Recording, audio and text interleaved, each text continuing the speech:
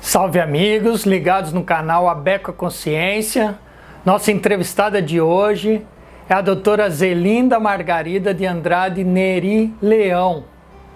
Professora Zelinda, naturalista, doutora em Geologia Marinha e professora aposentada do Instituto de Geociências da Universidade Federal da Bahia. Eu sou o professor Ricardo, espero que vocês gostem dessa entrevista.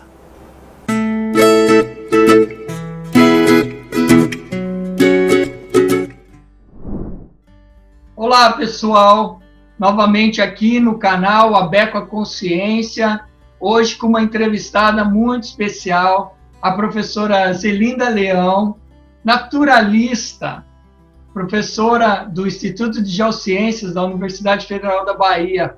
Tudo bem, Zelinda? Tudo bem, Ricardo. Antes de tudo, eu quero agradecer seu convite, sua insistência, para eu, mais uma vez, falar um pouquinho do que eu fiz na minha vida, de uma longa jornada que começou há muito tempo atrás. Acredito que você não tinha nem nascido ainda. Com certeza não tinha nascido nem quando a senhora já era formada em naturalista, né? Se eu não me engano, 1958. Exatamente, quando eu terminei a licenciatura e depois eu fiz o bacharelado. Maravilha!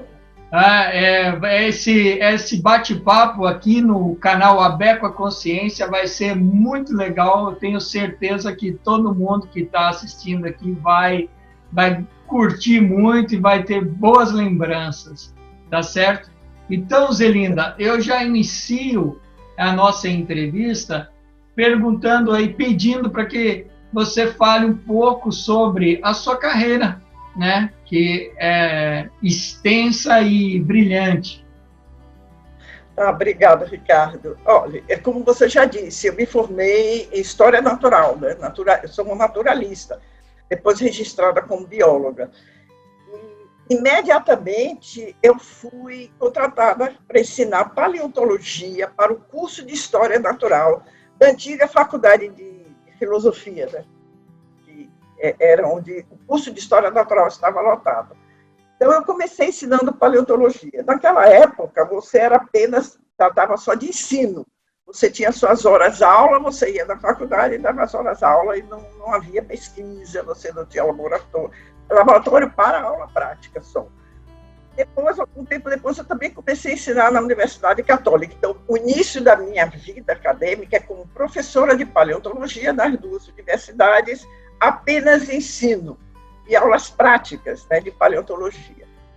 Nesse meio tempo, aí passei 1 ano e meio na França, estudando micropaleontologia, principalmente foraminíferos, fiz um curso lá de especialização e voltei e continuei. Então, aí veio a reforma universitária da Universidade Federal da Bahia, onde paleontologia passou para o Instituto de Geociências. Então, eu deixei de ser somente professora para o curso de História Natural e passei a compor o quadro de professores do Instituto de Geociências, então entrei na área de Geologia, ensinar para o curso de Geologia. Então, aí foi uma mudança, né, já da minha vida, né? Eu já enfrentei um ambiente de geólogos, não fui só eu, foram 4 professoras que vieram da filosofia para os geociências. Nós éramos um ambiente bem de geólogos e predominantemente masculino. Então, começou aí a minha carreira dentro das geociências. Então, o passo seguinte foi quando foi criado o curso de pós-graduação em geologia. Então, fomos solicitados a tomar o curso, né, fazer uma pós-graduação. Então, eu iniciei o meu mestrado. Esse programa, professora, de pós-graduação em geologia é o que existe até hoje, né? E eu acredito ele foi fundado em que ano? 1984, alguma coisa? Não, repara, não, porque aí houve uma mudança. Eu entrei, que se chamava pós-graduação em sedimentologia, depois passou para geociência. Eu comecei em 1968. Eu defendi minha tese minha dissertação em 1971. Então, ele começou com outro nome. se eu não me engano, era geociências, mestrado em geociências ou sedimentologia, era um dos dois. Depois, eu acho que foi sedimentologia, depois geociência, depois geologia. Aí a geologia um pouco mais tarde. Por isso que a comemoração é um pouco depois. Então, aí é que começa, é que eu digo, a minha fase é aquela, a influência dos visitantes estrangeiros na ciência brasileira, principalmente na oceanografia, na ciência do mar, e a passagem para os brasileiros. Então, para esse curso veio o professor Enrico Di Napoli Aliata, um italiano, era um geólogo, né, que era um naturalista também. Então, ele foi o nosso orientador. Então, ele foi orientador meu, do professor Abílio, professor Geraldo, professor Arno, professor Altair, toda essa gente mais velha da sedimentologia, né? Tiveram como professor orientador o professor Henrique Di Napoli, um cara fabuloso, ele é um cara fantástico. Então, a influência é muito grande. Eu aí comecei pesquisa da minha vida. Então, foi quando eu fui para o mar, mas não mergulhei, né? Eu trabalhei no meu mestrado com sedimentos carbonáticos do da Baía de Todos os Santos. E aí foi que eu escrevi o meu mestrado. Quando eu terminei o meu mestrado, eu tive chance de sair do Brasil. Então, aí a influência do Di Napoli, né, o que ele me aconselhou para fazer meu doutorado. Repare, eu já tinha uma família, eu já tinha 3 filhas, meu marido. 3 filhas, e eu resolvi ir para os Estados Unidos. Então, por orientação do professor Di Napoli, se eu ia estudar carbonatos marinhos, eu fosse para o Atlântico tropical, né, que eu trabalharia mais ou menos no ambiente, depois eu aplicaria meu conhecimento aqui. Porque, à primeira vista, a gente tem vontade de ir para a Califórnia, né? O brasileiro todo pensa logo na Califórnia. Ele disse, não, eu aconselharia você ir para o Atlântico. E ele aí me orientou aí para a escola Rosenstiel School, da Universidade de Miami, sob a orientação do Dr. Roberto Rizzo. E eu fui. Foi aí que eu fui para lá. Eu passei 6 meses no Texas, fazendo um pouco de petrografia de carbonatos, e fui para Miami com o objetivo de estudar rochas carbonáticas marinhas. Muito. E aí eu comecei aí uma fase fantástica. E nós vamos querer saber dessa fase, mas assim, só pegando um gancho de um pouco dessa história, né, que a senhora contou, e um ponto que foi destaque aí na tua fala, né, que você fez parte de uma primeira geração de cientistas naturais, né, de uma forma geral, geocientistas do Brasil, treinado por estrangeiros, né? Então, essa foi uma fase que não faz tanto tempo assim, né? Mas, na verdade, nós tínhamos praticamente assim uma ausência de especialistas em diferentes áreas com visões naturais e visões geocientíficas, né? No caso, o olhar para o ambiente marinho, ou a própria indústria do petróleo, né? Então, aí a senhora falando vai vindo imagens na minha cabeça, que sou uma geração, ou algumas gerações posteriores, mas que a gente sabe dentro da história, da bibliografia especializada, né, que houve essa fase onde estrangeiros de países mais antigos, né, vieram e trouxeram conhecimento e treinaram uma série de geocientistas brasileiros, que seria assim o nosso primeiro escalão de intelectual nacional, né? Então, poxa, fiquei... exatamente. Eu achei muito interessante quando você contou isso e contextualizou. E depois, lógico, né, a sua ida para Miami, e onde ficaria mais próximo dos ambientes carbonáticos do Atlântico, ou seja, áreas mais de águas marinhas mais rasas, mais quentes, né, completamente diferente da costa oeste americana, que são águas mais frias, do Pacífico. Então, exatamente, justamente essa orientação, esse direcionamento para depois a senhora poder voltar com o conhecimento. Eu estou vendo o fundo aí, que não dá para deixar de destacar, né? O fundo da tua tela é o arquipélago dos Abrolhos, né? Então, é a maior, talvez a maior biodiversidade do Atlântico Sul, né? Em sua especialidade. Eu vou chegar lá para falar isso. Isso. Então, agora, continua. Por exemplo, a minha experiência, eu não posso deixar de falar, lá em Miami foi fantástica. O Dr. Guizzo, ele era um homem de petróleo, né? Um homem de petróleo que foi para a universidade, e ele veio para Miami, eu acho que foi essa... O lema dele era: o presente é a chave do passado. Então, ele tinha ali em volta dele todos esses ambientes carbonáticos recentes para interpretar, para estudar, e ele fazia, quer dizer, além das excursões dos alunos nos cursos teóricos que eu tive desses ambientes, ele fazia os seminários para os técnicos das empresas de petróleo com esse objetivo: vamos estudar o presente para interpretar o passado, que, você sabe, né, uma grande parte do petróleo americano está em depósitos carbonáticos. Então, era essa coisa. Então, eu vi coisas fantásticas. Olha, o que mais chamou a atenção, uma excursão que eu fiz nas Bahamas, dos bancos dioides. Eu fiquei impressionada. É uma coisa fantástica. Eu me lembro de ver aqueles bancos, quilômetros e quilômetros de extensão, com aquela areia só de bolinhas, aquelas bolinhas formadinhas. Impressionante. Essa foi uma. Outra que eu fiz, um dos nossos colegas fez o doutorado dele com os depósitos de turbidito das Bahamas. Você sabe, as Bahamas iam sair do ar. Saiu aí? Pois bem, então, além as que eu falei, né, foi os depósitos de turbiditos das Bahamas. As Bahamas são plataformas separadas, e entre uma e outra plataforma tem uma área, né, abissal, profunda. Então, nós fizemos um cruzeiro para tirar testemunhos de turbiditos carbonáticos dessa área. Uma coisa fantástica descrever esses turbiditos. Então, foi uma outra lição que eu aprendi. E também os depósitos de tempestidos. Então, depois de um furacão, né, esses depósitos são acumulados principalmente nas regiões de Termarés, nos manguezais. E aí, visitar esses depósitos, então você vê a diferença, né? O que foi depositado durante uma tempestade, né? Um furacão.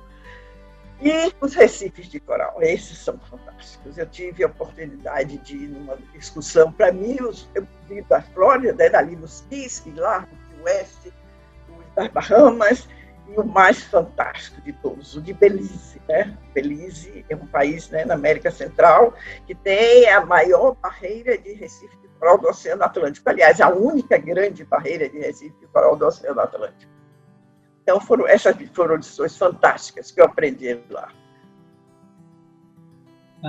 Muito interessante também observar que mesmo há tempos atrás, né, a quantidade, a riqueza de técnicas e materiais que foram apresentadas à senhora durante ainda no doutorado, ou seja, trabalho de campo, né, as excursões, né, as atividades de campo, por mais que o ambiente seja lindo, atrativo turisticamente, mas é uma atividade que requer aí força, requer planejamento, porque você fica exposto ao sol, né? Não é uma excursão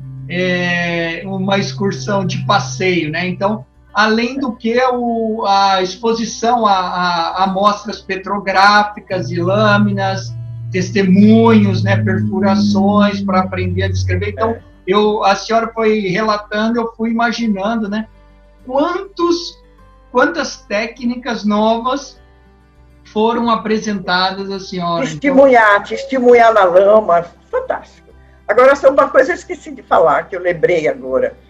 Aulas que eu tive dos recifes pleistocênicos da Flórida. São depósitos fantásticos. E, além disso, eu me lembro muito bem de uma aula com o meu orientador. Tem um prédio do Coral Gables, né, em plena Miami, no centro de Miami. É um prédio até do governo. Toda a estrutura externa do prédio é de placas de carbonato, né, do Pleistoceno. São como se fossem recifes ali da parede. Nós passamos uma manhã inteira do sol na rua, todo mundo parando para olhar, todo mundo em cima daquelas placas para descrever os recifes. Olhar a composição desse Recife Pleistoceno, coisas fantásticas, corais fantásticos. Isso eu tenho até umas fotos de lá, mas também são essas coisas, né, que eu aprendi. E aí tudo isso eu via, meu Deus, eu vou aplicar isso no Brasil. Eu ficava sempre pensando, muitas vezes eu não tinha definido o que é que eu ia trabalhar, fazer. Eu saí daqui com uma ideia de fazer o meu trabalho de pesquisa no Brasil, mas isso ia depender de muita coisa, das condições de eu voltar e da orientação da universidade, né? E aí aconteceu uma coisa que eu vou contar para vocês. Você quer já partir para agora, como começou a minha pesquisa? Antes um pouquinho, eu só queria pegar aquele link, como a senhora falou, né, dos professores e pesquisadores que foram importantes, né, já citou 2, né, seus orientadores de mestrado e de doutorado, mas eu queria lembrar um pouco dessa história e se tivesse mais alguém, mesmo os colegas, né, que influenciaram a tua carreira, que não dá para citar todo mundo, certo? Eu sei. Mas assim, algumas pessoas que foram importantes na tua carreira, ou que ainda são, né? Claro, eu tenho no Geociências, eu nunca posso deixar de falar da professora Ieda, né? A professora Ieda, diretora, esse tempo todo, a minha saída, tudo, foi uma orientação dela também, ela participou muito. No meu mestrado, eram os meus colegas, né? Como eu já disse, professor Abílio, professor Geraldo, professor Ardo, professor Altair, esses foram colegas. É uma coisa que eu conto para todo mundo, nós trabalhávamos num laboratório, nós não tínhamos salas, a sala dos professores e dos alunos.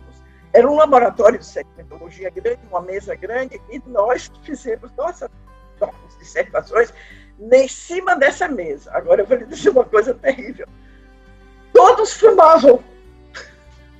Então, foi quando eu comecei a fumar.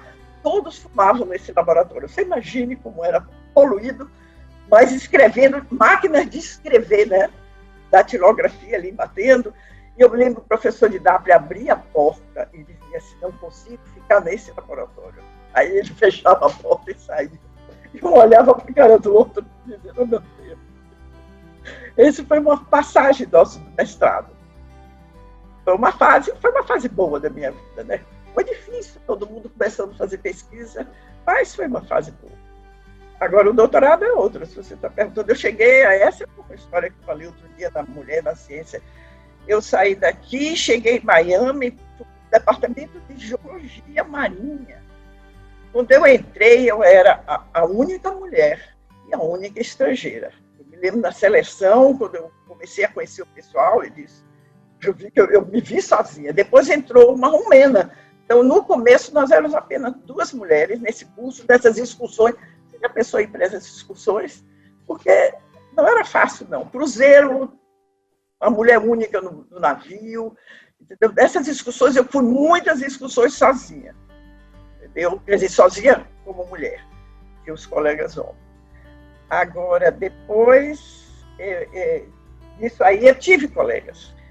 Na metade do meu curso, entrou um brasileiro, ele era professor Gustavo Nunan, do Museu Nacional do Rio de Janeiro, foi um grande companheiro lá na Westman, mas ele estudava peixes. No final, a minha tese, aí é que eu não terminei minha tese, de escrever a minha tese de doutorado, no meu tempo, né? Funcionária pública, era professora, eu tinha que voltar. Acabou meu tempo fora do país. Eu tive que voltar, eu faltava escrever o resto da minha tese. Me deram 6 meses para eu voltar, escrever a tese. Só eu cheguei aqui numa semana seguinte fui dar aula, problema das minhas filhas para se readaptarem ao Brasil. Os 6 meses que me deram, eu levei 2 anos. Fui pedindo prorrogação, não foi fácil terminar de escrever a minha tese. Então, quando eu voltei para defender minha tese, eu me lembro, eu fui no mês de dezembro, foi terrível, porque perto de Natal, tudo difícil, aí eu tive um grande apoio. Todo mundo conhece, o professor Alberto Figueiredo, da UF. Aí foi fantástico. O Alberto já estava lá, quando eu saí, ele já tinha chegado, e foi um grande apoio. Realmente, apoio dele, da família dele, a Neuza, a esposa dele. Eu fiquei hospedada na casa dele. não foi fácil, porque eu fiz a minha defesa imediatamente, mas o mês de dezembro, para terminar de escrever, para corrigir, e aí demorou, porque foi uma época infeliz, né? Época de Natal, de festas, eu tive muita dificuldade, eu passei mais 2 meses lá, e tive um apoio de Alberto muito grande, eu não esqueço nunca isso.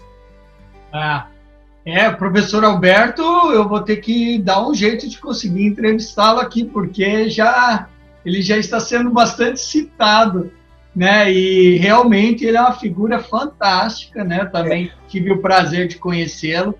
E aí, quando a senhora fala que de 6 meses levou 2 anos, né, para defender, entregar a versão final, é bom que as pessoas tenham em mente que não existia internet, né, nem telefone celular, era até mesmo para conseguir bibliografia, né, bibliografias, né, livros, artigos, era todo um processo de importação de material via comute das bibliotecas. Aí tem uma coisa interessante. Quando eu vi que eu tinha que ir embora, eu parei 1 mês e fui xerocar. Eu tenho um arquivo da minha sala, xerocar tudo que eu poderia precisar para terminar de escrever minha tese. E eu me lembro, um dia eu tinha um lugar, né, um office, né, para fazer xerox, eu estava lá, tinha levado, né, muitos livros e artigos para xerocar, e chegou uma pessoa que não estava muito satisfeita, que eu estava demorando muito, e me perguntou assim: no seu país não tem biblioteca, não? Eu aí tive que explicar, depende do que eu esteja procurando, né? Aí consegui, mas realmente eu trouxe uma bagagem de xerox muito grande. Por isso, pensando que eram coisas que eu aqui ia ter dificuldade. E tinha que ser desse jeito. Então, esse atraso é porque, na verdade, realmente o papel tinha que atravessar o Atlântico, né?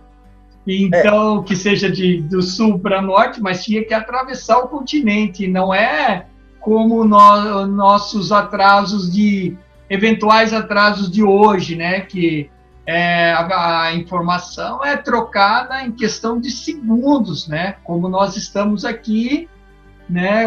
Sem essa distância, né? De escrever uma carta, levar o correio, esperar e tal. Então, outras épocas, né, professor?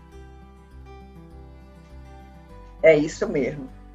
Agora, você quer que eu entre na minha pesquisa já? Isso, eu ia falar, hoje em dia, né, quais são as suas áreas de atuação e explique um pouco sobre elas, né?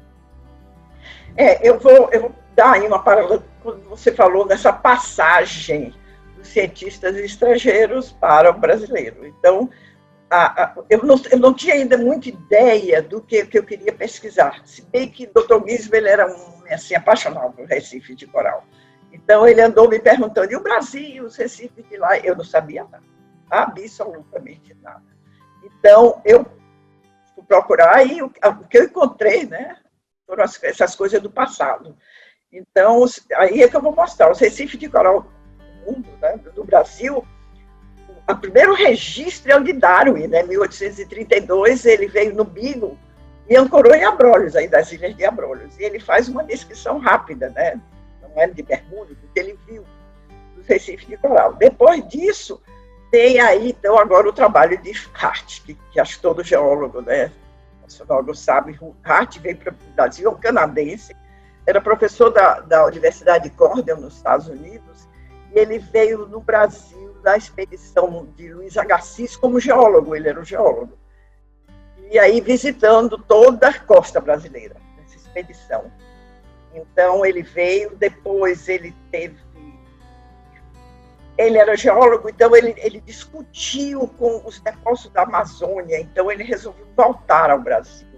E ele voltou, aí é incrível, eu consegui um livro sobre ele falando como ele via o Brasil de veleiro, né, com os alunos dele, trazendo os alunos dele, que aí os geólogos, todo mundo era Derby, era Brunner, e todos esses primeiros geólogos que trabalharam no Brasil, excursões, e numa dessas excursões ele foi convidado para fundar o Serviço Geológico Brasileiro pelo imperador. Então ele ficou do Rio de Janeiro, ele ficou aqui. Mas é incrível o que Hart fez. Então ele publicou um livro em 1870 sobre a geologia e a geografia física do Brasil, é um livro fantástico. E agora é incrível, eu sempre chamo a atenção. Tudo isso, Hart escreveu um dicionário da língua tupi, Hart escreveu vários trabalhos, deixou começados, e os seguidores dele continuaram, mas Hart faleceu com 36 anos de febre amarela. Então, você imagine o que esse homem fez antes dessa idade, como fundando o Serviço Geológico do Brasil. Então, ele tem um capítulo sobre Recife, ele fala dos recifes do Brasil, principalmente dos abrolhos. É fantástica a descrição. Hart tem um desenho esquemático de a descrição de um perfil de um dos recifes da região de Abrolhos, até 5 metros de profundidade. O que é que ele usou de equipamento para mergulho naquela época? Ele estava aqui em 1867, 68, até 70, ele publicou. Então, essa é a primeira descrição dos recifes brasileiros, né, principalmente de Abrolhos, do Brasil. Depois, quase um século depois, o francês Jacques Laborel foi convidado para a Universidade Federal de Pernambuco para fundar o Serviço Oceanográfico. Essa história você sabe, né? Então, é o primeiro instituto de oceanografia do Brasil, se eu não me engano.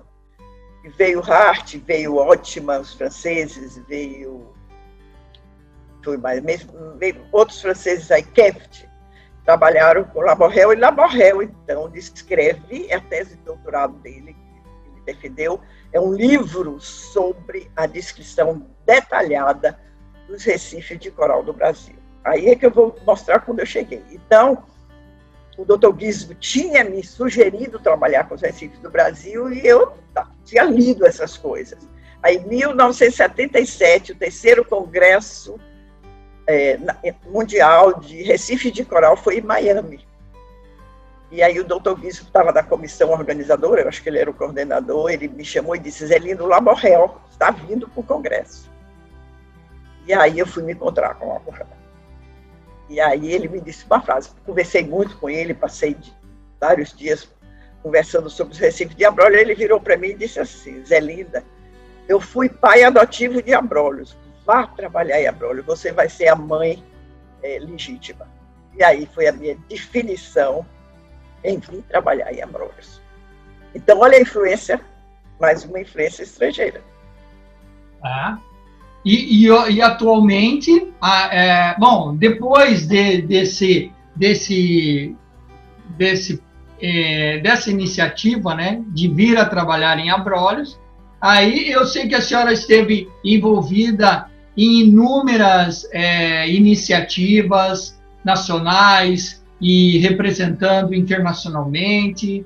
Então, queria que resumisse um pouco essa história antes da gente chegar mais atualmente, porque a professora Zelinda continua em atividade, continua forte, continua orientando, servindo de fonte de inspiração para as novas gerações, passando esse conhecimento dos recifes de corais, principalmente, mas também, só pelo pouco que vocês já ouviram, ela passa conhecimento de todas as maneiras, né? Até como espantar o orientador da sala, né? Que fumando, mas brincadeiras à parte. Mas eu queria que a senhora resumisse um pouco essa história toda de membro de comissões, comissões nacionais, comissões internacionais, de proteção, de discussão sobre a biodiversidade de recifes. Aí começando por esse meu tempo em Miami, na Universidade de Miami, meu link, né, com o pessoal de lá ficou muito. Então, o Dr. Guizzo, ele fazia questão, muitos dos meus colegas e alunos dele são da América Latina, foram, né? Ele já faleceu, foram da América Latina. Então, esse link com os pesquisadores de Recife de Coral da América Latina, eu continuei. Então, eu tinha associação que chamava de Estudo dos Recifes, né, da América Latina, Colômbia, Venezuela, Panamá, Costa Rica. Eu sempre mantive esse contato, encontros de apresentação, apresentando os trabalhos do Brasil. Isso foi uma coisa que até hoje, eu acho que ainda tem o Jorge Cortez, que é da Costa Rica. Eu não sei se você conhece o livro, né? Corais, Latinoamérica Coral Reefs, é um livro que o Jorge editou, coordenou, tem capítulo de todos os países, dos recifes de coral de todos os países. Esse livro eu mantive. E o Dr. Guismo, ele fazia questão, né? Ele fez vários simpósios para trazer, que ele levava para Miami, geralmente esses alunos deles, né, que participavam já, porque a maioria do pessoal da América Latina, eles iam para lá e eles voltam para as suas universidades. Eles eram professores, como o meu caso, né? Professores de universidade, do México, etc. Então, eles voltavam e tinham encontro. E um desses encontros, que eu acho que foi um dos mais importantes para o estudo do Recife de Coral, é um programa de monitoramento que foi coordenado por ele para avaliar as condições vitais dos recifes de todo o Oceano Atlântico Sul, né? Não, de todo o Oceano Atlântico, Norte e Sul, e que é o AGRA, né? Atlantic Gulf Rift Assessment, chamando AGRA. Isso deve ter sido em 1900, eu acho que foi numa reunião que eu estava lá em 94, 95, que se elaborou a ideia, elaborou o programa. E ele começou a fazer treinamento. Então, eu me lembro que eu fui, eu acho que foi em 1998, 97, com a professora Viviane Testa, que estava aqui no Instituto de Geociências, e nós fomos e participamos do treinamento com todo esse pessoal da América Latina, do Atlântico Sul, aí para aplicar o protocolo nos nossos países. Um ano depois, o professor Rui Kikuchi foi também, participou, e nós iniciamos, em 1998, a aplicação desse protocolo de monitoramento dos recifes aqui da Bahia, dos recifes da Bahia. Então, esse protocolo, os resultados são comparados, são publicados, tem livros publicados com os resultados, então isso mantém esses pesquisadores em contato. Então, hoje em dia, além de, claro, a sua grande área de atuação ser recifes de corais e ambientes carbonáticos marinhos rasos, né? Tem mais algum destaque assim atualmente? Não, eu acho que eu fiquei aí, quer dizer, além a parte nossa, né? Que Rui também, que é geólogo, né? Nós mais destacamos a geologia dos recifes de corais, né? Os processos de formação da estrutura, a datação, a evolução dos recifes através do tempo, né, do Holoceno, os recifes de coral, todo mundo, eles começaram a se dizer, os recifes de corais atuais começaram a se desenvolver a partir de 8.000 anos, quando as plataformas continentais voltaram a ser inundadas. Então, essa história, então, com testemunhas, perfurando, e no momento, quer dizer, isso evoluiu, né, a geologia, os trabalhos de datação, todos nós fizemos. As minhas alunas, os meus alunos todos trabalharam com essa história geológica dos recifes e muita ênfase, principalmente no momento, com a saúde atual desse ecossistema, né? Isso é um grande problema atual, que aí não tem como sair disso, não tem como deixar de trabalhar. Com certeza, e vai ser destaque aqui também no nosso canal, a Beco a Consciência, justamente, né, para explicar um pouco sobre esses trabalhos gerados, né, com o que diz respeito à sociedade. Então, a gente acredita que a questão geológica, que a senhora destacou, ela mostra mais uma vez a relevância da importância dos estudos do quaternário, né? E a BECOA, ela é o principal objetivo da Associação Brasileira de Estudos do Quaternário, ou seja, como a senhora colocou muito bem, né, depois que as plataformas continentais foram inundadas novamente, durante aí já no Holoceno, então houve o estabelecimento dos mais importantes recifes de corais e das barreiras de corais, né? E aí o segundo ponto da fala foi justamente esse que eu queria que a senhora falasse um pouco mais, né? É a saúde dos nossos recifes de corais. Então, para que, além das belas fotos subaquáticas e do desenho Procurando Nemo, né, que é uma referência sobre recifes de corais, mas assim, os recifes de corais, eles são tão importantes para a vida e para a manutenção da biodiversidade, né, que nada melhor do que a senhora para falar um pouco sobre isso e sobre a importância desses trabalhos de saúde dos recifes para a sociedade de uma maneira geral. Sim, aí se a gente imaginar, né, qual a importância dos recifes de coral?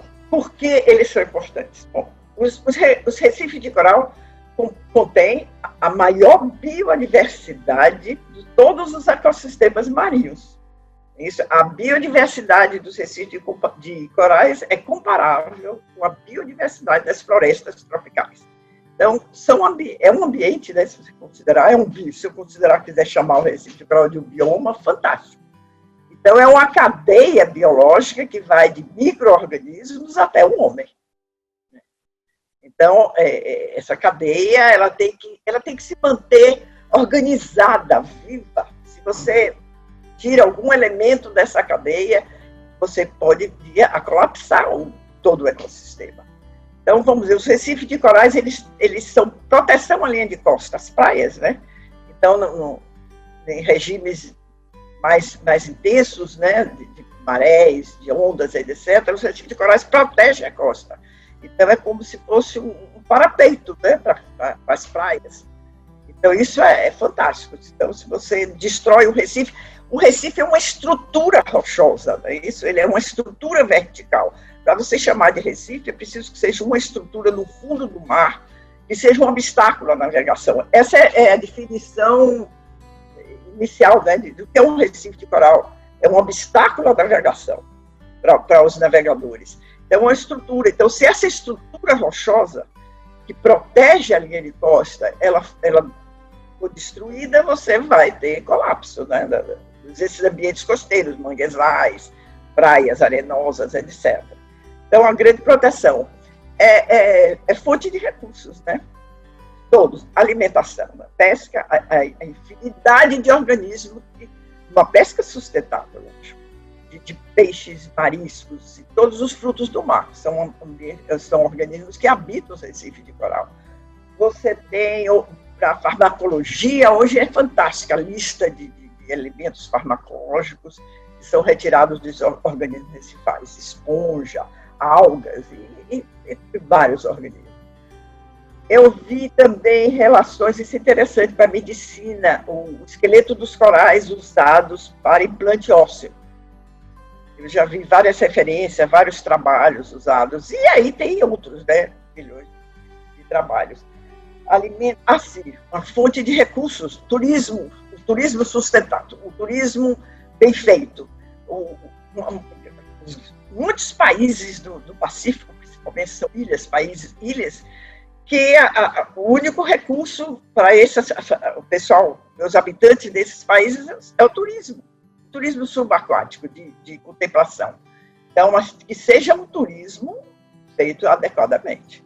Então, você sabe que aqui o que atrai a Baía de Todos os Santos, o turismo subaquático é uma grande atração turística, né, da Baía de Todos os Santos.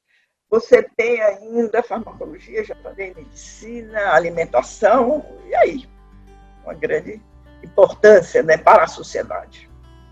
Então, professora, eu pergunto, se a senhora acha, né, pela experiência que tem que todo esse conhecimento que vem sendo gerado por você, pelo seu grupo, eles estão sendo levados em consideração pelos gestores e tomadores de decisão nos diferentes níveis, seja municipal, seja estadual, seja esfera federal, né? No sentido de utilizarem o teu conhecimento. E depois eu aproveito para perguntar se o teu grupo ele é mais chamado por esses tomadores de decisão para o planejamento ou fica sendo consultado somente para mitigação depois que o problema já acontece? Olha, eu lhe diria que sim. Por exemplo, né, eu participei indiretamente, porque na época, no plano de manejo do Parque Nacional Marinho de Abrolhos, eu não fui, mas uma aluna minha foi para o campo, né, para os primeiros trabalhos. E eu vejo o grupo, todos nós participando. Agora aí, repara, o plano de manejo da APA, da Baía de Todos os Santos, eu fui aí, até anos, talvez 10 anos, que eu tenha participado de encontros para planejar, para formar, para constituir o plano de manejo da APA da Baía de Todos os Santos. Não só eu, mas vários alunos. Professor Ruth Cush, professor Igor Cruz, todos, vejo inúmeros alunos participando. Então, realmente, quer dizer, nós produzimos conhecimento para a ciência. E é essa ciência que deve ser usada na hora de planejar, né? Como proteger, conservar e proteger esses ambientes costeiros rasos. Então, participamos. Agora, você me pergunta, foi usado, está sendo usado, entendeu? Isso aí a gente tem dúvida, né? Porque tem um plano de manejo da Baía de Todos os Santos tem mais de 10 anos. Então, por que ele não saiu até hoje? Ele não saiu até hoje. Agora, tem trabalhos, sim. O grupo que é formado lá no Geociências, né, com a minha orientação e depois com a orientação do Rui, do professor Rui Ticucci, agora do professor Igor Cruz. Então, são alunos que trabalham em todas as áreas. Então, nós sabemos agora os problemas, vamos ver agora, da Baía de Todos os Santos, problemas sérios que estão ocorrendo, e tem trabalhos, estão publicando, estão apresentando dados para a ciência que deve ser usada pelos gestores, pelos tomadores de decisão. Então, nós temos um problema do litoral invasor, né, na Baía de Todos os Santos. O professor Rui Ticucci, com o grupo dele, está trabalhando para ver se há influência desse coral. Ele está ocupando o lugar de muitos outros corais na edificação da estrutura, né, geológica, da estrutura carbonática dos recifes. O problema desse coral, né? Desse coral é muito sério. Eu chamei também um problema do óleo. Esse coral é o coral-sol? É o coral-sol, a tubastreia. Coral-sol, entendi. Que é uma espécie invasora que veio do Pacífico. Que se encontra na Baía de Todos os Santos. Chegou na Baía de Todos os Santos, em cascos, né? De navios, plataformas, e já invadiu os recifes. Infelizmente, já invadiu os recifes. Ela invadiu os naufrágios, ela é um coral de água mais profunda, mais fria, mas infelizmente já chegou na parte quente dos recifes. Eu tenho ex-alunos que trabalharam com a invasão deles, e hoje ainda tem gente trabalhando. E esses efeitos, do que eu acho mais grave no momento, são os efeitos da ação do homem, né? Os efeitos de ações antropogênicas. Muito sério, né? Hoje está muito sério. O problema do lixo é muito sério. Eu trabalhar com o problema do lixo, o problema dos esgotos, que provoca a nutrificação dos ambientes recifais. Está havendo mudança da composição dos recifes. O professor Igor Cruz trabalha com os alunos dele sobre isso, mudança de fase, né? Mudança dos organismos que constroem os recifes. E é isso, e a gente trabalha e fornece os dados estão aí, somos chamados para apresentar, como você disse, como mitigar, mas tem que ser feito. Tomar cuidado para não jogar lixo grandes, né? Eles faz. E quando a gente fala jogar lixo, parece até uma aberração, né? Pô, jogar lixo, né? Mas, na verdade, nossos ambientes, todos eles, sejam os continentais, os transicionais, como a praia, ou os marinhos, né? Como os recifes, eles estão abarrotados, né, de lixo. E o esgoto também, por isso eu fiz a pergunta, né? Porque, às vezes, nós que trabalhamos mais diretamente com o ambiente, a gente fica sem compreender que no pleno século XXI, né, não se tenha tido tempo suficiente na sociedade para evoluirmos e darmos um destino mais adequado aos nossos esgotos, né, um tratamento, tem tantas técnicas diferentes de tratamento, misturamos a água suja com a água limpa, e despejamos em ambientes sem qualquer critério. Então, eu acho, por isso também na pergunta, né, que, na verdade, quando há um problema, aí chamam os entre aspas, né, os especialistas para resolver o problema, mas por que não consulta ou mantém equipes permanentes para o planejamento, né? Então, estamos habituados, né? Eu ia falar cansado, mas a gente não está cansado, mas nós estamos habituados a ver obras sendo realizadas em diferentes ambientes sem qualquer conhecimento do ambiente. Você pode ter muito conhecimento sobre a quantidade de cimento que você vai utilizar, quantas lajotas precisa para fazer uma calçada, qual que é a largura de uma ciclovia, mas você passa todos essas construções, essas edificações humanas feitas pelo homem sobre um ambiente sem o menor discriminação, sem você conhecer a dinâmica desse ambiente, porque todos esses ambientes são muito dinâmicos, né? Então, eu tenho acompanhado, por exemplo, dunas primárias, né? Dunas frontais, para alguns gestores é apenas um montinho de areia que está atrapalhando na visão da paisagem, né? De você colocar ali uma praça, enfim. Enquanto que elas, assim como os recifes, são áreas de amortecimento, né? Então, são zonas de amortecimento muito importantes e fundamentais. Então, é nesse sentido mesmo que a questão vai nesse sentido, em termos de ações efetivas que são realizadas com a participação de professores, pesquisadores, com alto gabarito, alta capacidade no planejamento das obras. Exatamente. E não... Se você olhar fotografia aérea, vamos dizer, aqui da costa da Bahia, então você vê que onde tem recifes, começou agora, já está espalhando, mas no começo era onde tem Recife, onde estão as aglomerações urbanas, né? As construções. Então você vê em Guarajuba, Itacimirim, Praia do Forte, exatamente. Aquelas construções têm sistema de esgotamento sanitário? Ou são fossas sépticas?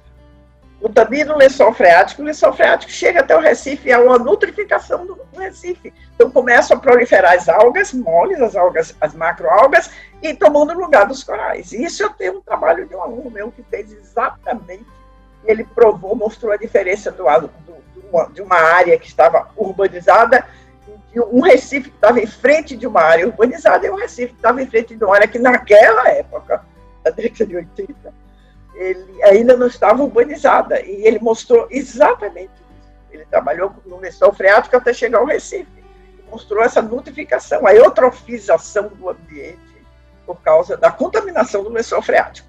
Então eu pergunto, essas zonas todas nossas da costa da Bahia, onde tem os recifes litorais, tem serviço de esgotamento sanitário?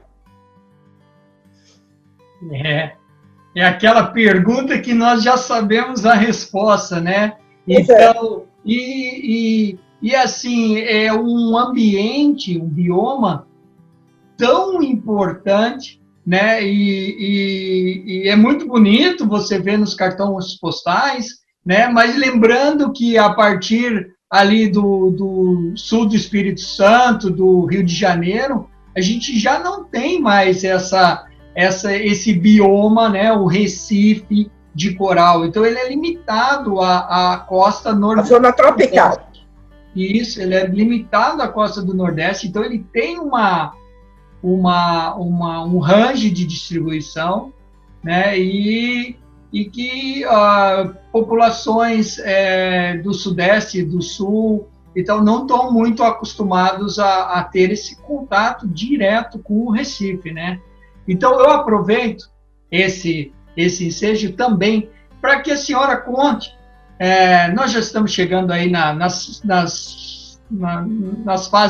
fase final da nossa entrevista, né? Então, mas a senhora atua junto ao programa de pós-graduação em Geologia da Universidade Federal da Bahia, com uma linha de recifes de corais, né? E eu queria que a senhora falasse um pouco sobre esse programa, um pouco sobre a atuação do teu grupo em termos de possibilidades de novos estudantes estarem ingressando, né, em diferentes níveis, mestrado, doutorado, né, o que a senhora pode nos falar sobre essas suas linhas de investigação, vislumbrando, né, as novas gerações.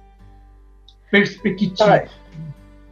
Eu já estou, né, aposentada há muitos anos, né, mas mesmo aposentada existe, né, um programa de professores aposentados. Eu ainda sou bolsista do CNPq, então que nós podemos continuar orientando e dando um curso, pelo menos um curso por ano, né, dando como matéria da pós-graduação. Então, essa área de Recifes, hoje está toda da coordenação do professor Rui Kikuchi, que ele coordena vários projetos, né, em várias áreas, principalmente nessas áreas como você viu aí, de proteção, conservação, e a geologia das estruturas recifais. Então, está sob a coordenação, no curso de oceanografia também em Recife, tem o professor Igor Cruz, né, também, que já está orientando. Ele não é da pós-graduação ainda, né? Ele é de outra pós-graduação. O professor Igor Cruz é biólogo, então ele está mais ligado à área da ecologia. Ele está num outro programa de pós-graduação em ecologia. Outro programa de pós-graduação, exatamente. Mas ele é professor da oceanografia, não é isso? Agora, eu, claro, já estou muito menos, né? Eu não tenho condição de campo mais, pela minha idade, então já estou muito mais restrita, né? Eu já tenho muito menos alunos, mas ainda trabalhando com Recife de coral. Mas em termos de uma perspectiva, como a senhora poderia resumir brevemente como a senhora enxerga daqui essa próxima década a tendência do direcionamento dos estudos em ambientes de Recife de coral, seja aqui ou em qualquer parte do mundo? Eu acho que agora é o momento de incentivar a colaboração científica de todos, entendeu? Direcionada para o oceano, para que possamos criar projetos de proteção e uso sustentável dos oceanos. Então, precisa de uma ação unida, principalmente no Brasil, que os recursos para a ciência, né, são difíceis. Eu mesmo não tenho conseguido, os últimos projetos que eu tentei, eu não consegui recursos. Então, é preciso uma luta muito grande de todas as áreas das ciências oceanográficas unidas, com essa direção de ter recursos para proteger e conservar os oceanos. Fundamental.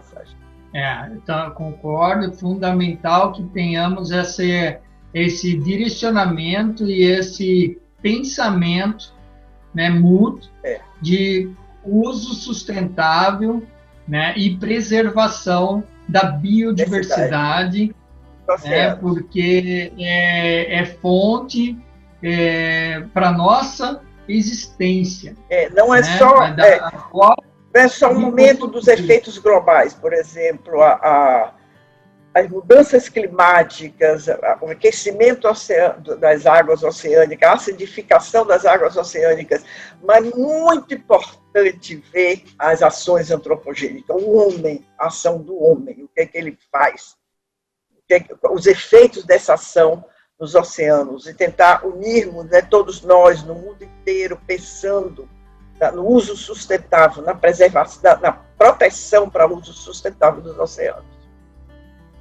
Então, eu já emendo mais uma questão, que é como a senhora vê a década dos oceanos, que a ONU, as Nações Unidas, né, lançou o calendário Década dos Oceanos, a Agenda 2030, né? Então, colocando assim os oceanos em evidência. É esse o momento, é isso, exatamente. Eu acho que é o momento agora. É o momento para pensar nisso, na preservação dos oceanos, de uso sustentável, e todos unidos, né? Porque é um momento, não deixar passar esse momento. Certo. Então, professora, eu quero encerrar com duas questões. A primeira, como nós estamos no canal do Abequa Consciência, né, é a importância da Abequa para a senhora, e depois a senhora encerrar com uma mensagem para os nossos telespectadores, digamos assim, nossos colegas. A Abequa exatamente, uma entidade, né, entidade científica de grande importância, de renome nacional e internacional, onde participam, né, os pesquisadores de estudo do quaternário, é onde eu estou, né? Porque, exatamente, eu trabalho com o Holoceno e o Antropoceno, e é isso, eu acho ela muito importante, da reunião, da participação de todos os membros dessa entidade científica. Entendeu? Eu acho que é muito importante. Qual foi a outra pergunta que você disse? A mensagem? A mensagem. A mensagem é que continue, não parem, continue. Principalmente as mulheres, que têm apresentado tanta dificuldade para a ciência no mar, com os problemas de crianças, de gestação, já ouvi muita gente reclamando.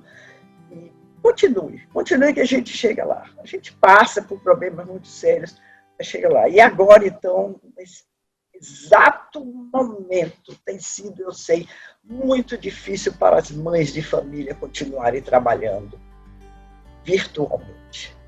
Eu tenho visto isso, tenho em outra área, tenho uma filha que trabalha virtualmente, e a dificuldade que ela está vendo com os outros que trabalham, com as mães de família.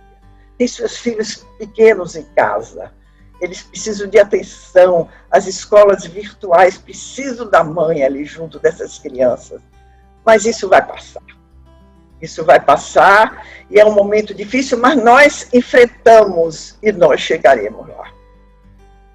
Tenho certeza, coragem sempre. Zelinda, muito obrigado. Antes de encerrarmos, se você gostou da entrevista, né, acesse o nosso canal, Abequa Consciência, ative as notificações, teremos mais entrevistas interessantes. Né? Lembrando que o 18º Congresso da Abequa será em Porto Seguro, aqui na Bahia, em 2022.